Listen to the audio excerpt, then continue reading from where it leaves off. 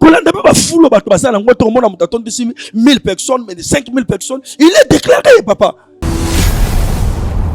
Et règlement, chacun on a biloko, au lieu yango moko. Soit tu sois yango boakaga, soit tu sois yango tumbaka.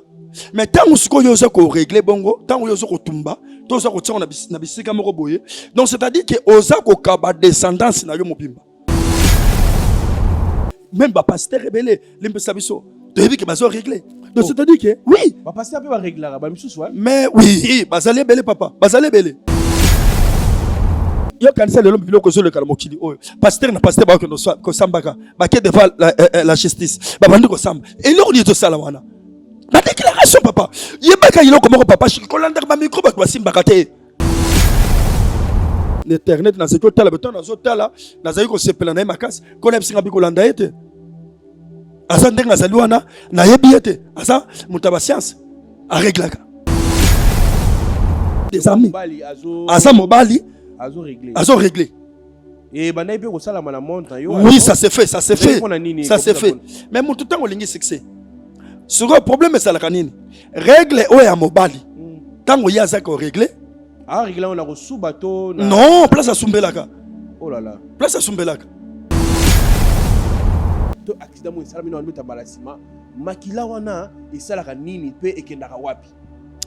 Bon, première des choses, papa Chikendenge tolobaka toujours na kati ya makila, il faut ebelo ko moko ke makila nyon surtout ezandenge moko te. Ngandenge ni moto na Nzambe. Yo za na makila na onga na za na makila nanga. Alors na kati ba makila ba tunyo surtout mo ba sacrifice senga makawana mutu na mutu aza na étoile oyo eza na kati ya makila na ye oyo ko tozala nango ngana ko tozala nango te. Attention papa Chik. Na yo moni basu makila mais oyo bango ba ko récupérer sa âme parce que makila tango sopani to komona ngo sopani na se mais âme ya mutu nde yango ba récupérer kana kati ya makila. Bato bamona ngo eza salité mais ça makilo ça sacré yango lo komona ke tango bato nyoso ba simbi Jésus Christ le ba ke le côté mais moi soit c'est là qui n'a perte du sang tango ya simbi Christ a sentir que eloko bimi na kati na ye papa chic tango tozo benga papa chic eza penza chic otozo mona eza otozo solola te mais ezali âme oyo evande na kati ya makila. Dans le domaine de la spiritualité, il faut que makila est important. Voilà. Donc makila est allé vie à mutu.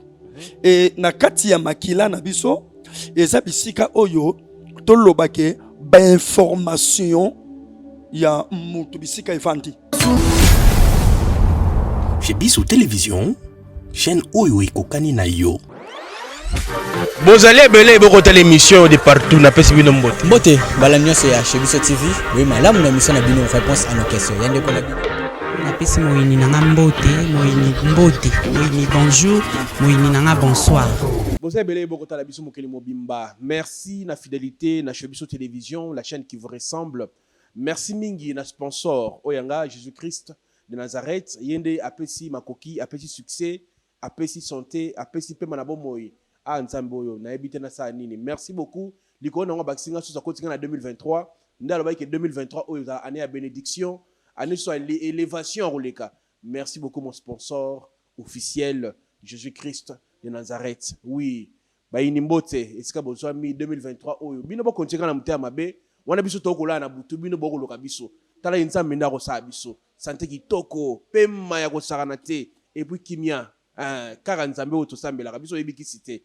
Merci na yondeko Chris pour la prise de vue du côté réalisation na komona Denis Mosolo na moni bongo Elias bana mikeme bako sala musaki toko bako sala bana mikeme bako sala musala lokola batata 50 ans donc merci mingi na bino baleki oyo ngai bako sala musaki toko nzama pambola bino merci mingi na orphelinat vida oyo kolesa bana bitike na mona orphelinat boité na tongo bana bako na pain au lait bali moi na pain au lait na verre à miliki na 12h bali fufuta munene.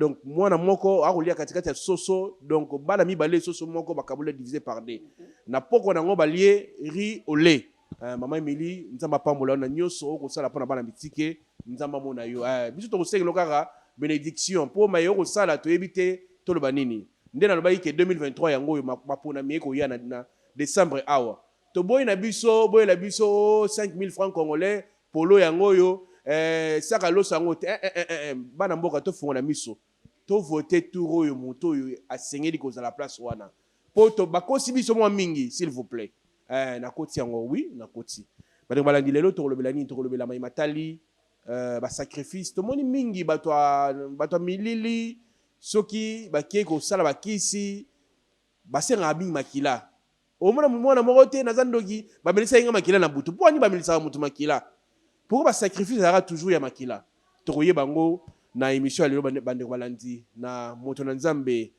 prophète Josué Kitula na biso ilongo papa na pesi mbote moto na nzambe na pesi mbote mbote mingi papa Shiki Mukadi sango nini kola zobatela biso toza penza malamu.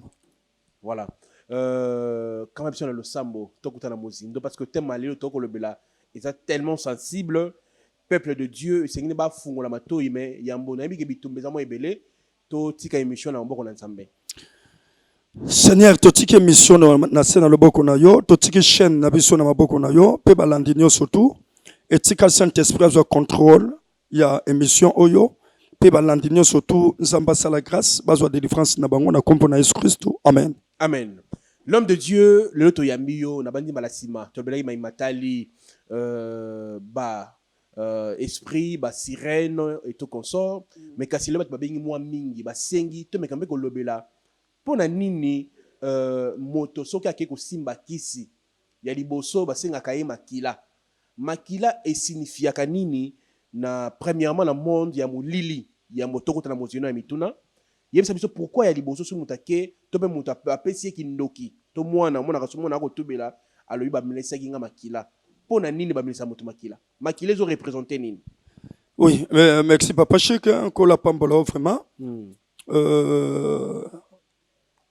question ezabiso malamu mais na pesa ta bande komi balimisa to mbote parce que bande konyo surtout ya Shebiso TV premièrement ko la pambola bino et nzamba pambola prophétesse Sephora na Allemagne et na bosanité mama Mili vraiment nzamba mona yo aussi na États-Unis na bosanité mama Yolande na zokozela appareil na nga photo ko la pambola vraiment nzamba bakisa mingi. Oui, voilà. Merci papa Chic. Manakati ya to makila na domaine de spiritualité il faut toye bandenge to lobaka na part ya nzambe to na part ya satana makila est important. Voilà. Donc makila ezali vie ya mutu. Et na kati ya makila na biso eza bisika oyo to lobake ba information ya mutu bisika evandi. Bisika oyo kolia ba posa bisika oyo aussi avenir evandi bisika oyo lobby na biso evandi donc eza na kati ya makila donc makila eza esika oyo eza kobomba âme pe eza kobomba corps pe eza kobomba esprit donc c'est-à-dire ceux qui makila eza te nzoto eketambola te mutu ba déclarer ye ebembe donc c'est-à-dire que papa Chic tant tozo benga papa Chic eza penza chic otozomona eza otozo solola te mais ezali âme oyo evandi na kati ya makila nde bisika oyo bomoto evandi et yango no moni na mboka molili makila ya mutu ezali vie ya mutu et yango no moni ke tolobelaka mingi même la délivrance du sang donc na kati ya makila nde bisika ba information nyonso surtout ya mutu evandi donc c'est-à-dire que même ekoko na bino oyo akufa ça fait 50 ans pour avoir information na ye à partir à makila na yo bakotu kozwa information même ya koko oya kufa ça fait 50 ans ça fait 70 ans oh même yo moniete donc na kati makila na biso et ça ko porter oya sali bonheur et ça ko porter malédiction donc en bref le sang oya na kati na biso makila ça ko mema âme et ça comme aussi esprit et ça comme na kati âme et ça na bien information surtout et na kati esprit et ça na bien information surtout papa Chic donc yango no moni makila na domaine ya spiritualité négatif to positif makila et c'est loko oyo et ça nécessaire mais moto na nzambe to tu kole mona mbalasima ba sacrifice to mona kina ba musicien oyo abetaki mbalasima et singaki makila siko makila oyo isoprana wana batu bakufaka wana makila wana ekendaka nini ekendaka kosala nini na mboka molili yo moto ozalaki na tosongana mwa moke ntango ozalaki nano féticheur ntango ozalaki nano na monde ya satanique makila wana ntango esopana par exemple musicien moko boye abomisi 100 personnes to accident mo esalami na meta malasima makila wana esalaka nini pe ekendaka wapi. Bon, première des choses, papa Chic ndenge tolobaka toujours na kati ya makila, il faut ebeloko moko ke makila nyonso tu eza ndenge moko te. Na ndenge ni moto na Nzambe. Oui. Na kati ya makila, soki ba kati makila no papa Chic ba kati yanga, nyonso eza rouge. Eza rouge. Mais on komona ke makila baza makila, place makila butaka ezalaka pembe. Dans le sens où chocolat. Dans le sens que soki mobali bazui sperme mobali bakena ngona kata ba laboratoire et se présentera sans et présentera makila. Donc c'est-à-dire na kati ya ba makila ndenge eza kozalela papa Chic yoza na makila na onga na makila nanga. Alors na kati ya ba makila batu nyonso tout le monde ba sacrifice senga makawana mutu na mutu aza na étoile oyo eza na kati ya makila na ye oyo kotozala nango ngana kotozala nango te. Attention papa Chic olimbisa ngai tozana makila ya ba vierge. Soko yo komona na mboka mususu baza kosenga mutu keno kendo lukela biso kaka vierge. Et tozana makila ya ba martyr. Tozana makila ya ba innocent. Tozana makila ya ba guerrier. Et tozana makila ya ba roi. Pe tozana makila oyo tobengaka ya bokonzi. Siko na kati ya batu wana ekoti ko sala ke tango o baza kosenga makila bakosenga kaka makila ya ba innocent. Mutu moko akyo kokota concert aza na ye innocent. Ona kati na ye batali ke non atikali ko simba kisite makila na ye eza na étoile nde bakozwa na kati ya makila nde to toloba bakozwa makila wana yo moni bazu makila mais oyo bango bako récupérer za âme parce que makila tango esopani to komona ngo esopani na se mais âme ya mutu nde yango ba récupérer kana kati ya makila. Donc c'est-à-dire que na mboka molili oyo tango baza ko sala ba accident wana to makila ba te sopani bakozwa âme. Et parce que ce qu'on t'a lu dans la Bible, on remonte que tango oyo kaye abomi ndeko na ye nzambe tango aye atuni kaye ndeko na yo aza wapi et tango kaye boyebi ka ba réponse kaye apesaki mais Bible lobi ke nzambe ayebisi kaye na yoki makila ya ndeko na yo ko ganga tina trondanga. Donc c'est-à-dire na kati ya makila nde bisika oyo ama mutu ezali donc makila egangaka siko bakozwa makila wana ya ba innocent nde yango bakokendo pesa yango sacrifice bakokendo bapesa yango sacrifice bakotuko so ama mutu wana bakomisa yango esclave ya mutu wana tango yazo beta misiki tona ba concert nene surtout batu wana babanda ko ya kokendo ko sala sensibilisation et papa Chic ya ko bengaka ba esprit ya batu de batu bakufa bakomaka na pouvoir ya kokendo ko landa esprit ya batu ba yeba kuti mutaza faible ama eye kote na zota moto et convaincre yo il faut que de concert wana. Parce que na bo moto be papa Chic et ça difficile ponga na kota na kata zoto na yo parce que toko tango ndengeni mais na spiritualité ama moto comme na capacité ya ko kota na kata ama moto mosusu et est envoûté yo et tindo kendo kota concert et na kati ya ama moto ndengena moto lobano na kati ya makila moto et ça même na ba information oyo ezali que non moto peut-être kata na bonda notaki loba akufa 80 ans après ba monique koko na bango kuna saliki na makila ba chef mais bazana besoin ba récupérer les sang ya ba chef pour mutu même dans l'élection sociale mais papa Chic même dans le monde ba maladie o eza ko leka partout dans le monde eza mu pépé ba la musi ba kufi partout dans le monde ba la musi ba kufi et ba kufi wana ba enfuté mu pépé pe ba kufi wana ba enfuté mai grippe au monde zo beta papa partout dans le monde. Et ça, il a dit que non, ba kufi ba la muki. Ba yekwa ba ama batwana et envoûté mai et envoûté mi pépé. Yango mo lelo grippe so beta ma partout dans le monde. Ba tozo ka tsango corona. Mais ce sont des choses démoniaques et ba tozo kufa lelo papa Chic. Donc ba am ya batu e kota ke koto ko kota na zoto na yo et sali musala pe bimi. Mais corps boy papa ça passe. Ba musicien no monde na ka to ba sacrifice humain. Autant que salema bazaka kaka besoin ama ya batu wana po ekoma bana bitinda na bango o bakoki kotinda bango partout bokende bo envoûter mutu boye bokota na kata nzoto ya mutu boye bosala boye nde yango wana moni eloko elekaka mingi eza yango wana mingi papa chic donc eza ndenge wana. Mais sikoyo mo mutu na muke tomonaka pe makila ya famille elandaka omona papa aboti toke na domaine non ya makila ya famille bien mususu pe ezalaka na kati ya makila. Oui. Mais expliquez moi dans le monde satanique comment on a que papa par exemple ataka muyibi makila bana nyonso papa na boti bana na bazui ki muyibi wana. Oui. Na mona mulele sala makandenge ni na monde molili eza ndenge ni papa chic. C'est-à-dire ndenge na ko expliquer yo makila ya mutu nyonso tu ezoko même information. Donc ngatango oyo papa chic exemple na kati nanga tata na biso zalaki chef coutumier. Voilà. Papa nanga zalaki muyibi.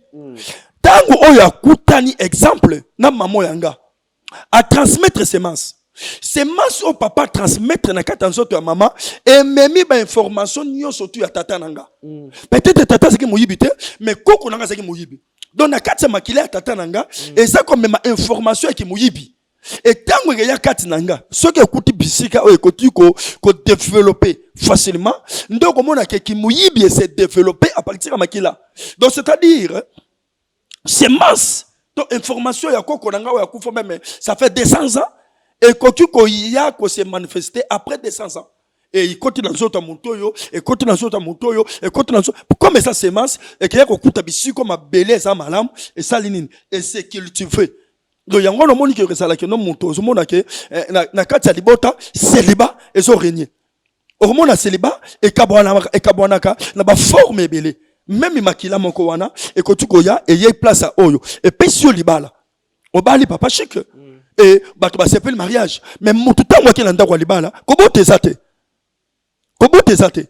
Mususu kune ye et pesio libala te mais et pesio mabota. Mais mibali basala kate. OK boto.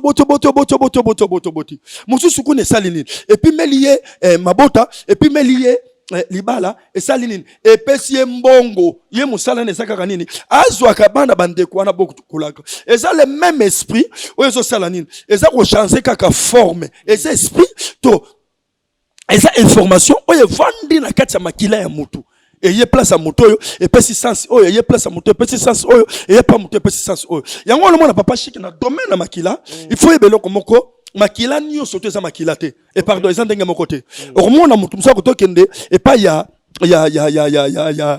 nganga lobi na yeke yelanga i règle ya basi eza makila soki bakati yo pota bakati nga pota bazu makila ya règle nyonso eza rouge mais okomona ke ben information o eza na kati ya règle ya mwasi na information o ezali na kati ya mosisa na ngai eza deux choses différentes.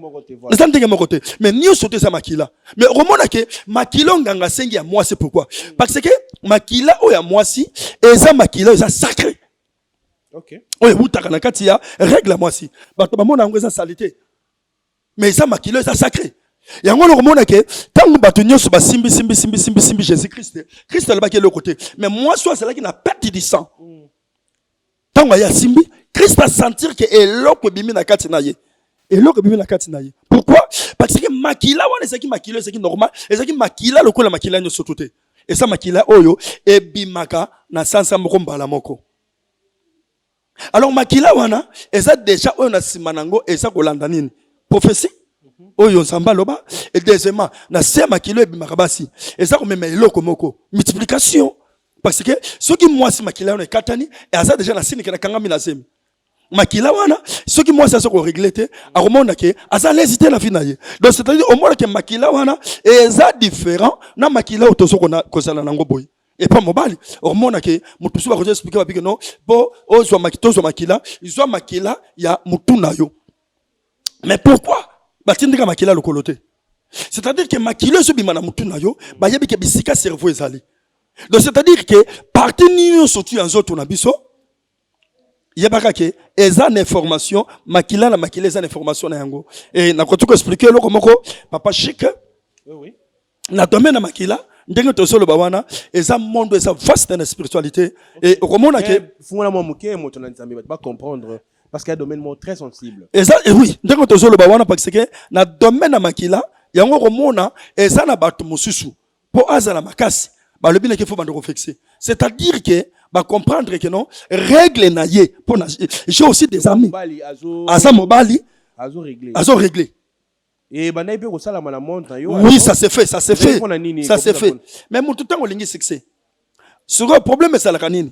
Règle, oh, à mobali. Tant qu'il y a ça qu'on règle. Ah, règle, on a reçu bateau. Non, place à Sumbelaka. Oh là là. Place à Sumbelaka. A cause de bandage, tu sais. Ce qui règle, na te a règle, au moins, on a créé vacances. Ok. Tant qu'on règle 4 années, aïe. Aïe, déjà, bah, tu peux passer 2 jours, 3 jours. Au moment où on règle 4 années, mbongo comme ko bimé belé. Parce que règle ça, même ba pasteur belé, limpe sabiso. Tu as vu que bazo régler. Même ba tu sais, on va côté ba science, tu as vu que bazo régler. Donc c'est-à-dire que oui, va passer un peu à régler ba misu soit. mais oui, bazalé belé papa, bazalé belé. Atibe bande. Oui, bazalé belé, bazalé belé. Bazalé belé. Il y a un pasteur na yebe asa na France, to na Belgique. Na soit qui photo na ye na internet na seto tala beton na zota la na zayi ko sepela na makasi ko na bisinga bikolanda ete asa ndenga zaliwana na yebi ete asa mutaba science a réglaka ah beta no moi li solo tout en moment qui estime la témoignage mambati ya ko régler ya trop sensible sikoyo bo pa no pesa ba condition ba réglaka ngo après ezaki nini parce que na ebité sokoza moi idée sur makambo lo bien tant ba soko pesa yo eza par rapport ya nganga ndengo ke panganga mutu susa ko to ba kena sana besoin na zwa lupemba. OK batali bon ça va problème eza moko eza que il faut régler or que tant yo ça ko régler ba ça ko zwa makila o eza ya kati na yo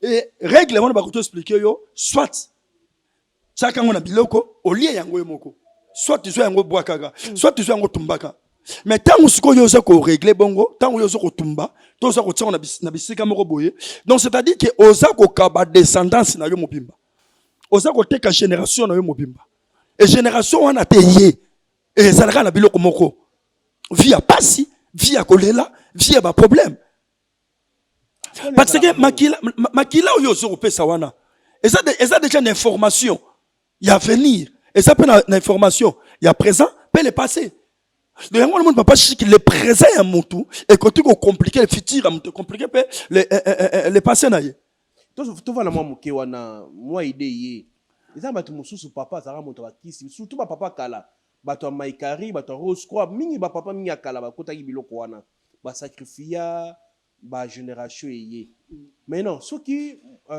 ba na o ba ye bato ba koko na ye ba retrouver na temps pour ça sacrifier bango ko bima solution ezalaka ni ko bima papa chic to baza déterminer ozalaka na passe et senga sikoyo na domaine ya spiritualité on a monsieur ba osamele simbati oui et ça normal papa chic au moins une question wana il faut bongisa mukolo mosusu o bongisa mukolo to ya ko lebela kaka pourquoi simbaka te oui et ça normal bato bazwa mukanda ya Romains chapitre 7 Paul azolo balobi malamu oyo alobi na alobi nazako yo ke loko ezoko mata na makolo na ngai ezo mata na makolo na ngai afin que bolam o nazo lingana sala nazo kokate mabe nazo boya yango ezoko melanga alobi bien loi ya lisumu eteki ngai na teka la loi lisumu donc c'est-à-dire Paul tant nazo babiloko na papa chic asalaki païen te il était chrétien donc c'est-à-dire tu peux être chrétien mais tu es déclaré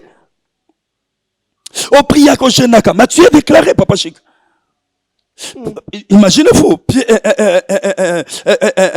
près de Jésus-Christ Christ a seul belo komoko alors toute la nuit Satan a ça qu'on déclaré yo papa chic na kata bonzambe ndenge na butu expliquer yo il y a des pasteurs qui ça déclaré yo kanisa le lombi biloko zo le kalmokili oyo pasteur na pasteur ba ko sambaka ba ke devant la justice ba bandi ko samba et lo ni to sala wana la déclaration papa yebaka iloko moko papa chic ko landa ba micro ba ko simbaka te ko landa ba fulo ba to basala ngoto mona mutatondi 1000 personnes mais 5000 personnes il est déclaré papa il est déclaré papa azaki au travail na kata maikari abo lande loko papa chic po mona sema samakila parfait oyebike bana mobutu azaki politicien bana ne combien de babimba papa politicien nzanga mobutu politicien manda il était un politicien Kala même pasteur. Au moins le pasteur à côté de bana 10, moko fa bimaka na sema swana. Au moins musala zo sala. Yebaka ke na bana na yo, moko akozanga ko bimate. Donc eza semence oye vandi na kati na yo. Eza be information o eza na kati na yo. Tango ezo kende place ya maman et que produit. Parce que papa, eza ba déclaration, même les pasteurs ba ça déclarer. Paul azo le belo kwa bi naza ko sentir que malamu nazo lingala zo kokate. Il était déclaré. Il était déclaré papa. Au côté où ça chrétien, au Génaka, au bon de la. Mais tu es déclaré. Papa chic. Ngai ba consacrer la papa ngai comme un prophète. Ba consacrer comme un prophète. Nazako Kambapé église. Ça fait longtemps, 20 ans passés. Et comme il a tant mon papa chic qui na lali, na mona ka ba femme de nuit. Na lobi nsambe lango juste ezani. Na bondeli e kendakate. Mukolo mususu na kati église na lali penya na bana déclarer la bondeli na tia mutu boye femme de nuit aye. Oyi kande masolongo ezalaka o sutuki zampe alola oni na omona na yoka pasi tant on a sonné papa na ngapsinga non. Aux yeux de délivrance mais eza ne loko so déclarer yo. Papa chic. Tant papa c'est bisanga mata montagne. Na kenda na bonte na bona ndenkolo ayo yebisanga. Alobi moi si wana zomona eza mama moko mama ne sakufa. Mama ne sakufa. Na banti na témoignage na lobaki loko oyo. Mama wana tant ngala zokola mama na ngaza yebisa nga toujours so amoni mama na zoleka na nzela lopango. Ah je suis un âne Julien. Doudou tala moi sino yo wana kendo yambaye. Ngape mwana mukendo kendo yambi mama wana. Malobo mama na ngasa laki koloba. Papa chic. Et comment qui n'a fait dans le monde spirituel. Et nde mama wana azwa kaka maloba ya mama nanga. Nde comme senga mosi na ye. Mobali pardon ya butu. Yango mon papa chic. Na domaine de spiritualité, makila nyonso tu eza ndenge moko te. Makila oyo yeba kende to saboye. A part ndenge na sa mosala nzambe. Lelo nde na saboye. Oyebi ke sa lelo na ba pasteur rebelle. Oye sa ke papa akepenya na fête boye. Batie pena nzembo batie pena mutwash pasteur akangi motema monika moyete ali abandi na idasa abini pena nzembo chala mwana batuni nini non asumu kite comprendre déclaration le c'est-à-dire la kati na ye aza ko porter les sangs anciens ya bakoko na bango basaki ko linga musique basaki ko bina banzembo na bokoko mingi même aza chrétien ke bendaye so aza présenté Aningani na miso bato. Même le loko il a même des pasteurs papa. Oh so mona que pasteur até aka sa onction abonde laka. Mais komona kaka et loko mo so déclarer. Oh msoba oh ekobo do yema ata salini. Ata salini ngenyo. Déclaration. Botaune yango ana. De yango mo Paul azo le beloko ana. Donc eza be information oh yo un pasteur aye na kati na Nzambe mais be information ya tata na ye akati yango te. Papa, et ça différent, hein? Et ça différent, le lo Olympe Sangai. Bon, natangi Moïse Mbie, nandenga mabete, natangi pe bande comme ça, nandenga mabete. Banet batoka ba Moïse Mbie. Aye kokuta déjà tata. Asala nyoso. Akata ba lien, achassa ba esprit, alongola ba biloka famille. Tango yo mwano ye, okuti déjà tata si déjà salé là on sait là. Oko foxer penza nature te. Mais biso la bino to so souffrir parce que ba tata na biso bazo ki temps ya ko préparer biso te na bozambe biso moko to yende papa chic nde to so ko préparer à venir ya bana na biso afin que bilom biso kende bakuta lango te ce que papa chic ezala ka question te ko poser ngai que un chrétien pour abima na kati le kwana sa ko prier mais asa ko mona ke makambo wana ezo simba kaka ke ezala ka na spiritualité il faut avoir un coach. Coach, sous sous moto nzambe. Mais oui, papa. Pasteur, prière, mais coach. Mais pasteur, il est un coach. Ah, il faut le préciser. Donc, il faut avoir un coach. Et dans la spiritualité, pour Olonga Biloko wana, il faut avoir un guide.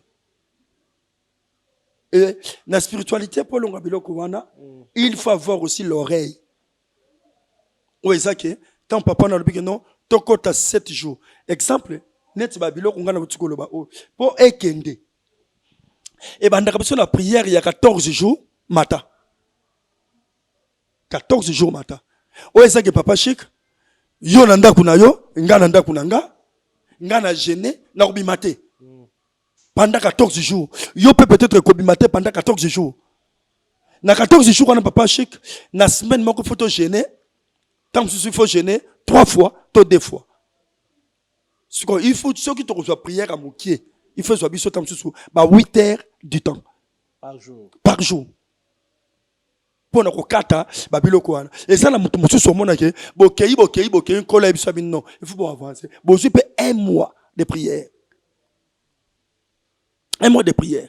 Et là on ne comme passe papa, biloko wana komona ke et ça ko résister pourquoi papa chic parce que et là quoi bosso aller des chrétiens. Tant bozo kenden azana makasi na prière te. Et liki na yenyo surtout atiango pa pasteur. Pasteur a ko délivrer pasteur a ko kangolanga. Entre temps pasteur paye moko ndenga zawana akoto za na ba problème 5 6 7 8 ya bandimi azolandela. OK, yo mo faut za la makasi, il faut ndimela nzambe. Neti rolimbe sanga papa chic. Ezala ndeko moko benga kinga singa bi, nazana besoin ndimela Yesu. Le bon problème pas c'est ça te. Na tab na bonde la kaka na butu pona ko préparer ndenge ndeko wana ko ndimela Yesu. Papa, na moni ndeko wana za ko bina na butu, njembo nyoso to ebe ba musicien. Tango etani koleb singabi, le col enregistré numéro na ye, tala na stati. Papa na tala na stati. Waouh. Voilà ko bina te. Papa. Aza ko bina nzemba ndeko moko on dirait yende compositeur na ngwa pesa ndeko na yemba. Vraiment, en tout cas. Ce que oyo benga ngani aka marque wana papa pour que on soit délivrance. Papa chiki atata to salinde ngeno surtout. Délivrance c'est que soit matin. Délivrance c'est le quoi conscience. Papa chic, et c'est le quoi conscience il faut ça na conscience. Aye ba kendenge na sa awa na sa na besoin ya délivrance. Na sa na besoin final de délivrance. Mais bien mais so ki na no zui, osana osuna no conscience té. Délivrance na yo, ne ko risquer. Tu auras des risques. Et que ça la délivrance moko que ça la partie. Yango moni ke mutazo sambela papa chic côté be basa déclarer na ba makambe belé na kati ya finai. Donc c'est ça. Donc quand on s'ala qui on sambela mais bien aimé, on se mona makambe zo simbate, il faut y barquer quelque part on s'est déclaré et ça mutali bosoté, azala chrétien ça l'a déclaré. Bah c'est belé. Bible zo parle sur même histoire d'une femme. Bah lui que la femme là azaki na boss, azaki na konki, mais il était déclaré Christ dans sa koloba. Yango komona ke moi swana le moment même que oyo imukola saba amoni miracle na kata fina ye tanga ya offrande Christ abikisi na kuki azalaki nango batu balobi même mukolo saba yawe nzamba sa koloba to Jésus Christ azoloba bo yebite ke mwana mwasi oyo aza moko na kata libota ya Abraham. Donc c'est-à-dire un chrétien si tu es pas prudent tu peux être déclaré au contraire c'est la déclarer. Yango moni bozambe ezate lelo neto zo mona ba chrétien mutazo luka délivrance koto aza ko kendo kobina naye ntembo ya fali koto aza ko luka délivrance koto kama masanga koto aza luka délivrance koto kama ba chéri naye mais bien aimé il faut te beloko wana ke délivrance et ça ndengo la parce que makila oyo so mema nzoto na yo makila to so mema nzoto na biso et ça makila ça déclaré papa chic et ça makila oyo et ça l'a vendu et ça makila wa mutazo mona ka ke mutazala makila mais makila wana déjà et si déjà était kama makila wana et si déjà bakaba yango attention papa chic il faut ba domaine ya spiritualité ça la réalité so ko kena mboka molili okendo kuta mutu mususu papa chic aza vivant atambolaka mais âme na ye bakenda ba vandisa yango na bakiti batsango na ba wenze na mesa omona mutu abutu pe wenza butu to baloba wenza butu mutu ayepe ayeko tuna oyo botie combien te oyo ndenga za wana tozolukela ye soit le pango ya butu bon ça va ngana za na le pango moko ya butu na masina bon bino bozo le pango masina toko total aki atali ayibe ça va na sepe nango azwi mutu wana yango komona ke mutu moko boye aza muyaka mais mungala somba ye na butu ama mutu wana ezali vandi makila mutu wana ezali vandi mutu atikala kandenge wana oya kuta mutu akoma ko salela nde mutu wana pendant la journée même ama mutu to makila mutu na butu batekaka yango c'est grave hein. Voilà moto na nzambe na kotika yo na prière moi mukibo asenga inga moi mingi mikolo yo na tika moi 5 minutes asuka pour moi prière moké à 2 minutes pour naka kotika bato na boko ya Nzambe. Merci na ndenge ndimaki invitation na biso na bandi minute na biso ekoki to ya sous pour na continuer sujet yo ngai na pisika merci na sponsor nanga Jésus-Christ de Nazareth. Voilà, la tiki bino boko ya papa je souhaite. Merci. Mais bien aimé, ndenge to sala ki kolobela. Ndenge to uti kolobela awa. À ce qui concerne le sang. À ce qui concerne votre sang. Mais bien aimé, n'ayez peut-être si Makila Nayo, et ça a réclamé. Tu pries, mais tu vois que des choses ça marche pas. Tu pries, mais tu vois que chaque jour tu pleures. Tu es en train de prier, mais pendant la nuit, tu vois toujours le mauvais rêve. Tu es une chrétienne. Tu es un chrétien. Tu pries. Tu fais même des chaînes, mais chaque fois, tu vois que ta vie, tu es toujours menacé pendant la nuit, par des femmes de nuit, par des maris de nuit. Je voulais prier pour toi, mais je voulais vous donner un témoignage. Et ça, il y a moi aussi, mais bien aimé, elle a changé Mibali, Azu Atiki, Boti. Mais un jour, papa, je ne comprends pas. Ce que mobile a fait kende, oh juste des anini. J'étais obligé de prendre le temps de parler avec la sœur. Je l'ai dit, non, ne crains pas. Tout soit notre rebond de l'ensemble. Et tant que rebond de l'ensemble, tu y que makila na ye depuis à celle qui m'a la moqué. Et si tata na ye abali sakaye na mibali bele. Et ya mwana mibali bafanda kate. Et prévane tata na ye moko, tata na ya sana Congo, tata na Congo. Mais la sœur, la distance. On a tant même mboka ça peut-être te comprendre. Na distance, mais papa na ye abimaka. Ce qui papa na kaka longwe Congo, aye avandi na ye. Lokola moi sina mobile, lobi mobile fakendi. Ce qui noko na ye, imaginez-vous, na noko na ye. Donc, c'est-à-dire la sœur a comment qui siché. Il y a ma mari de nuit, il y a mon tunio surtout. Mais mon colossère ailleurs qu'on soit téléphone ça finit naïe. Ça nous a pris le temps. Mais ça m'a pas mbolossère même bisiko sali. O c'est là qui n'a molende. O c'est là qui n'a molende pesant. Mais le temps que l'antenne va prier, la sœur là, tata koufi, non quoi koufi. Dans un mois, tata koufi, non quoi koufi. Donc c'est reçu délivrance. Pourquoi? Parce que bah comme ça qui sert. Et là on a pas encore salé là. Yamal mes bien-aimés, je voulais vous dire une chose. L'andel on a solo banayo, na lingi na prier pour nayo. Que désespéré t'es. Yebaka que Christ, il a fait qui sur la croix de Golgotha. Et bon donc la famille nayo. Makila Christ. Et ça ko ganga koleka makila ya belle. Et ça ko ganga makila ya bandoki. Et ça ko leka. Et ça ko ganga koleka makila ya batunyo surtout. Même la Bible a dit dans le livre de l'Apocalypse. Il n'y avait personne qui était digne pour ouvrir le livre. Mais c'est rien que Jésus-Christ, c'est lui qui était digne pour vous ouvrir le livre. Et même pour remplir des sceaux. Donc c'est-à-dire dans ta vie, il y a quelqu'un qui est capable pour te délivrer. Toyoka ba kombo, mais kombo leki ba kombo nyoso. Et ça komba Jésus-Christ. Na lingi na bonté là. Kanga misuno bisike sali. Et ça de l'autre que c'est passé bisika yosa.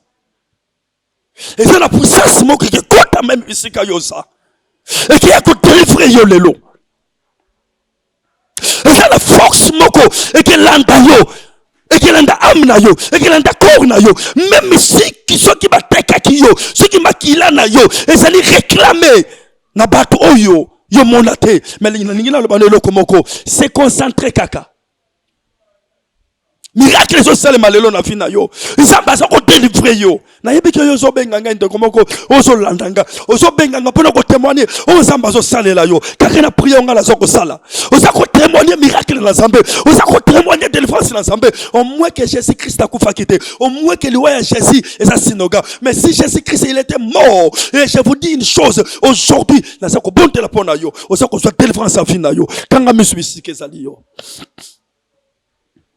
Père éternel et grand Dieu, le Dieu d'Abraham, le Dieu d'Isaac. Et sur la croix, Christ, au longaki bandoki. Sur la croix, la Bible dit une chose, que maquillé soit panaki. Et maquillé soit panaki, et c'est là qui maquille la nouvelle alliance. Père éternel, je déclare par le nom puissant de Jésus-Christ de Nazareth, ce que c'est un décomboko, ce que c'est un tatamoko, ce que c'est un mamamoko, bandoki abutu, va déclarer makila na yo, ce que bote manakete makila bondoki, ce que bote manakete makila, où est ça la fandi, quelqu'un dengue la sakoloba awa, où soit délivrance à vie na yo, où soit délivrance à vie na yo, où soit délivrance à vie na yo, par le nom puissant de Jésus-Christ de Nazareth, na déclaré yo, makila na yo, bako salela yango te, parce que makila na Yesu, et c'est sopanaki, makila na yo, mutako luka yango na butu, akomona yango te, parce que le sang de Jésus-Christ, et c'est sopanaki, ce qui bat wakozwa makila na yo, ba memango na ndako banganga, ba memango pa astrologue, ba memango pa magicien, na sako déclarer makila na Yesu, et c'est sopanaki pour la tina na yo, ce qui bako sangana, pour la tina bako isa makila na yo, ya yo, makila go sopanate, parce que Christ, sur la croix, a sopaki makila na ye, yango na sako yako déclarer, bisiko sali, makila oya Jésus-Christ, oya ganga kakoleka makila na belle, et ganga likolo vina yo, et ganga likolo bana na yo, na sako déclarer, au nom de Jésus, on s'en l'a libéré, au nom de Jésus, na sako mona mutumoko sako s'en l'a libéré, Nazako mona ndeko moko, osako sala libérer, osako sala libérer, au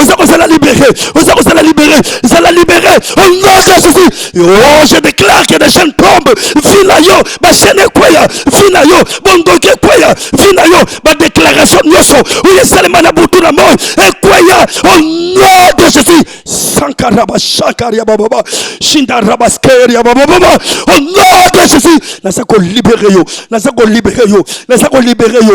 libérer yo, na maboko ya satana, zala libérer, na maboko bandoki, zala libérer, bondoki nyoso tu, bisika ba mema makila na yo ya règle, bisika ba mema makila ya bana na yo, et zala libérer, au nom de Jésus, au nom de Jésus, je libère l'onction de libération, soyez libres, au nom de Jésus, que des chaînes tombent. Bashene kwaya, mindelo nyoso batela yo, elongwa, mindelo nyoso batela amna yo, makila na yo, na lobike elongwa, zala libre, par le nom puissant de Jésus, monde kabalasike mona yote, monde pandaminume mona yote, ba force nyoso tu, wezali satanique, et mona yote, et tika le sang de Jésus, et ganga, bisika makila tatana be ganga, bisika makila mamano ganga, na tima makila na Yesu ganga, et la déclaré motumoko, osa libérer na poko ya lelo, osa libérer na tongo ya lelo, osa libérer na journée ya lelo, au nom de Jésus-Christ de Nazareth, de la lobby, amen. De konzamba pambola yo, le numéro na biso yango wana, ce qu'on a posé au benga biso, le numéro est plus de 143, 85, 61, 94, 0 na suka, et le numéro monsieur est plus de 143, 81, 41, 88, 0 Nasuka, Kola Pambolayo, Maman Marthe m'appelle, Kola Bautelayo, Pambolayo, Maman Motema Malam, Zambassia de la Koleka, au nom de Jésus-Christ. Amen. Chez Bissou Télévision, chaîne Oyo Kokani na yo. Bozali ebele bokota l'émission de partout na pesi bino mbote. Mbote, balamio c'est à chez Bissou TV. Oui, malamu na mission na bino réponse à nos questions. Yande kola. Napesi moyini nanga mbote, moyini bonjour, moyini nanga bonsoir.